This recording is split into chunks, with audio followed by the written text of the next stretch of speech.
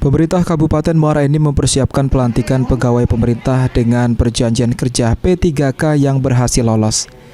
Disampaikan Bupati Muara Enim, saat ini Pemkab Muara Enim masih menunggu tahap finalisasi nomor induk pegawai untuk P3K yang akan dilantik. Namun ada aturan lanjutan dari Menteri Pan-RB bagi pemerintah daerah yang membuka penerimaan P3K penuh dan P3K paruh waktu harus izin terlebih dahulu dengan Menpan-RB.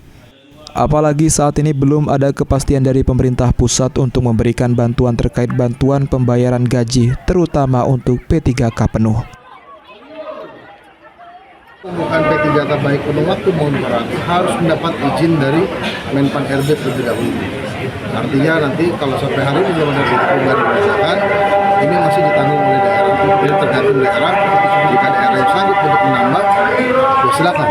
Tapi kalau daerah tidak sanggup untuk menambah, ya tidak bisa. Karena sampai hari ini belum ada perubahan kebijakan di mana pemerintah pusat apakah akan memberikan bantuan melalui DAU untuk pembayaran gaji P3K atau P3K. Saat terakhir pemerintah Kabupaten Muara Enim masih mampu untuk membayar gaji bagi P3K penuh, terutama untuk P3K teknis yang dibutuhkan OPD seperti tenaga pengajar dan pegawai teknis lainnya. Mardiansyah, PAL TV.